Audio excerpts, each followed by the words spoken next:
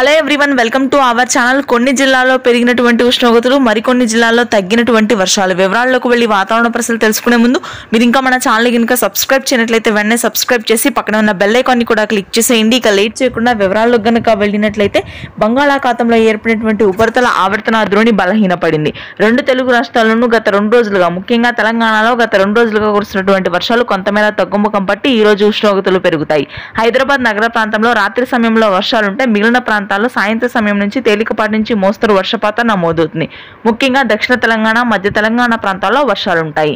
కామారెడ్డి, సిరిసిల్ల, మెదక్, సిద్దిపేట, జయశంకర్ భూపాల్పల్లి, ఖమ్మం, భద్రాద్రి, నాగర్ కర్నూలు, వనపర్తి, వికారాబాద్ జిల్లాలో తేలికపాటి నుంచి మోస్తరు వర్షపాతం నమోదవుతుంది. రాత్రి సమయంలో హైదరాబాద్ నగర ప్రాంతంలో కూడా భారీ వర్షాలు 1-2 చోట్ల, మిగిలిన ప్రాంతాల్లో తేలికపాటి నుంచి మోస్తరు వర్షపాతం ఉంటుంది.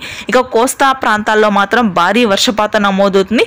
గుంటూరు, కృష్ణా ప్రాంతాల్లో భారీ వర్షపాతం కురవగా, ఇక విజయనగరం, శ్రీకాకుళం, ఏలూరు, వైజాగ్, కాకినాడ, వెస్ట్ గోదావరి, కోనసీమ ప్రాంతాల్లో భారీ వర్షపాతం కురిసే అవకాశాలు ఉన్నాయి. అనకాపల్లి, అరకు, పాడేరు, లంబసింగి ప్రాంతాల్లో కూడా తేలికపాటి నుంచి మోస్తరు వర్షపాతం ఉంటుంది.